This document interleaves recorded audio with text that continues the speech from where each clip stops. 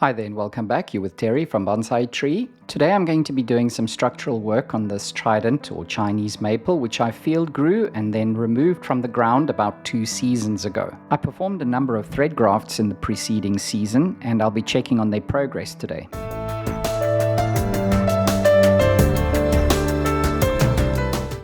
If you find the following content helpful, then you can thank me by clicking the thanks button just below the video. As already mentioned, I field grew this tree for a number of years, and a couple of years ago I decided to lift it or remove it from the ground as I felt that the trunk was about ready to develop it further as a bonsai tree. As with most of the trees that I develop from the ground, I first transfer it into a wooden box with a pure pumice growing medium for the first at least season to 2 seasons. This very open substrate produces a lot of roots because I usually cut all the roots off on the tree when I'm collecting it from the ground. If you want to see what that looks like, I'm going to link to a video which you'll see the link to on your screen now. In the first period after collecting, say to 2 years, I allow the branches to grow uncut. If after the first year the growth of the tree was very good or very strong, then I can actually start working it, and I usually would do some grafting to fill in some spaces on the trunk where there are no branches. What I need to do now is remove all the leaves of the tree, and this is really going to give me an opportunity to see the structure that I have to work with. The fastest and easiest way to remove all the leaves is to strip them off, as I first demonstrated to you, but there does remain some small risk that you might damage the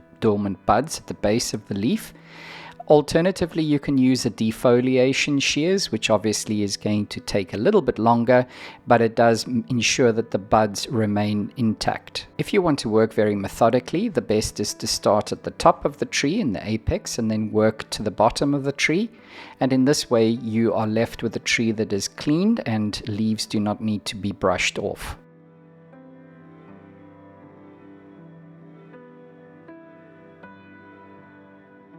With all the leaves now removed, the structure of the tree is clearly displayed, and one can actually start planning how you want the future design of the tree to appear. Let's take a look at one of the many thread grafts that I did. The way that the area around the graft has swollen and fused to the graft tells me that I can now sever the approach on the other side of the tree trunk. On the other side of the trunk, you can see this is the graft as it goes into the trunk and emerges on the other side, which is the side that I actually just showed you. This graft is fused incredibly well, and you can see the vast difference in the thickness between the successful side of the graft and the approach as it goes into the trunk. So what I'm going to do now is using a branch cutter just to sever the whips that were brought around to use, or that I used to graft with. They are not needed anymore, and so I'm going to remove those sections, and then it'll be a little bit easier for me to see what branches I have to create the future structure of the tree with.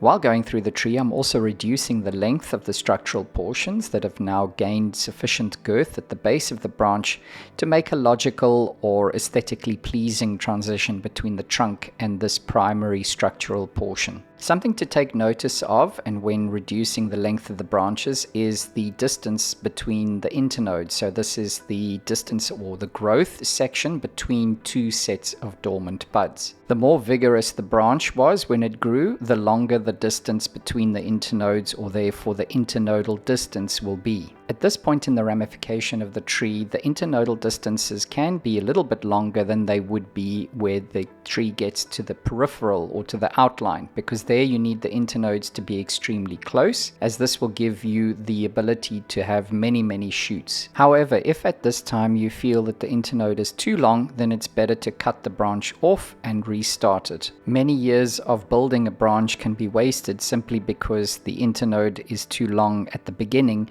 which means that your ramification starts too far away from the trunk, and therefore you need to create or grow a larger canopy as a result in order to get a high degree of ramification. There is also a problem in this tree's apical area. Ideally, the section of growth at each change in direction should be progressively shorter as you reach the tip of the apex. I also feel that this branch has become too coarse for the area or the position that it is on the trunk, which is quite high in the apex, and so I think it's going to be best to remove it and create a new branch in its place.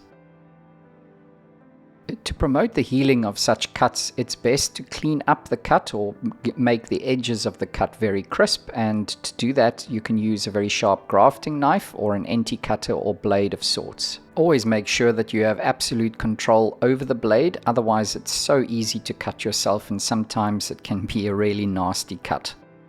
I will now go ahead using a brush, apply to the cut some top gin sealer, which has a hormone added to it which promotes callus formation. The timing of all this work is fairly late in the season, so the callus is not going to form too aggressively, which is what I want. I want a smooth surface of callus tissue.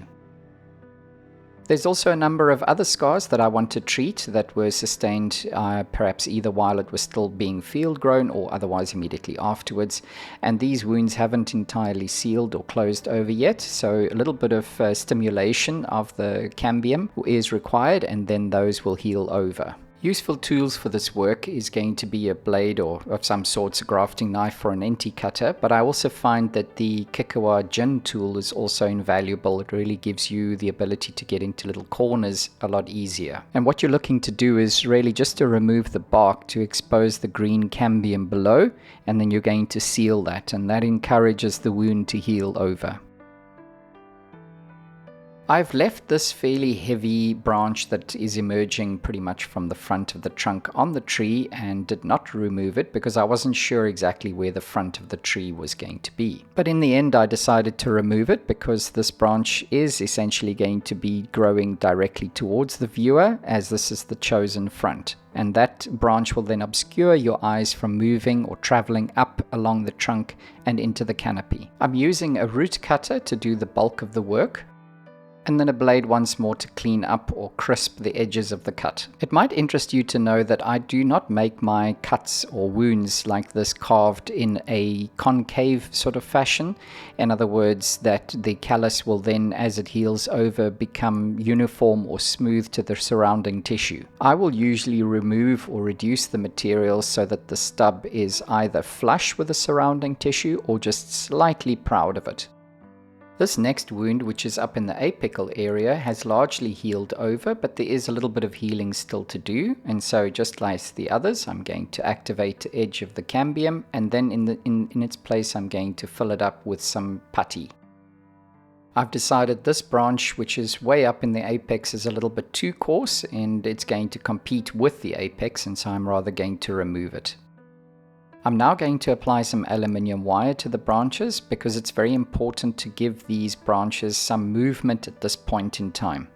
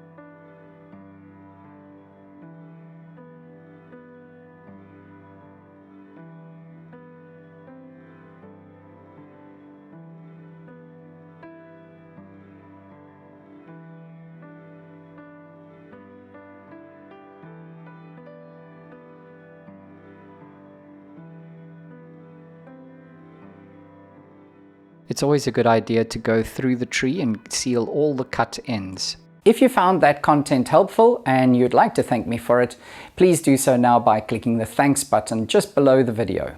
So that brings me to the end of the work that I needed to do today on this tree. The importance of the work that I demonstrated to you today cannot really be overemphasized. The choices that you're making at this development phase of the tree's future is so important because it is what you're going to build the remainder or the rest of the tree on. So if there are faults at this foundational phase, any future work that you do is just going to add to that, and eventually it's going to bother you so much that you're going to have to cut the branch off and start again. It's also a very good idea to start off with more branches than you think you're going to need in the end, because it just gives you the options. If you start off with too few branches or just work with the number of branches that you think you need, then it really doesn't give any room for movement either way. So thanks very much for watching. I hope that you learned something from this video, and if you haven't done so yet, please do like and subscribe to my channel for future updates on this tree, but also featuring other projects in the future. So thanks again, and until next time, take care. Goodbye.